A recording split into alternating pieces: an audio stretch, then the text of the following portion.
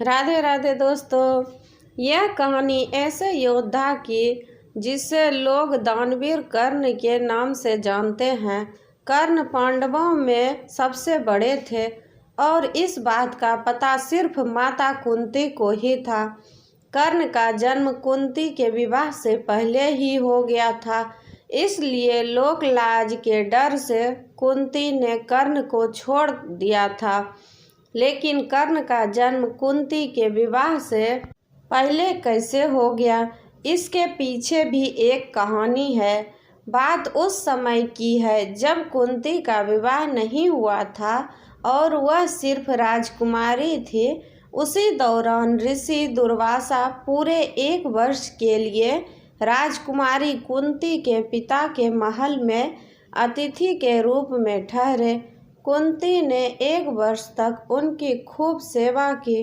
राजकुमारी की सेवा से ऋषि दुर्वासा प्रसन्न हो गए और उन्होंने कुंती को वरदान दिया कि वो किसी भी देवता को बुलाकर उनसे संतान की प्राप्ति कर सकती है। एक दिन कुंती के मन में आया कि क्यों न वरदान की परीक्षा की जाए।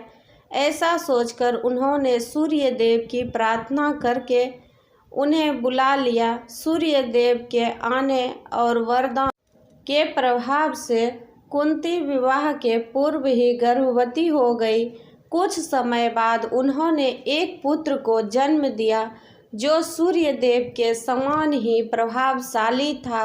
साथ ही जन्म के समय से ही उस शिशु के शरीर पर कवच और कुंडल थे। कुमारी अवस्था में पुत्र की प्राप्ति के कारण लोकलाज के डर से कुंती ने उसे एक डिब्बे में बंद करके नदी में बहा दिया।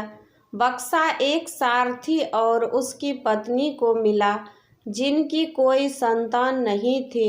वो दोनों कर्ण के रूप में पुत्र को पाकर बहुत खुश और उसका लालन पालन करने लगा। यही सूर्यपुत्र आगे चलकर दानवीर कर्ण कहलाए और कई वर्ष बाद कुरुक्षेत्र के युद्ध में 5 पांडवों के सामने वह एक शक्तिशाली योद्धा के रूप में खड़े रहे।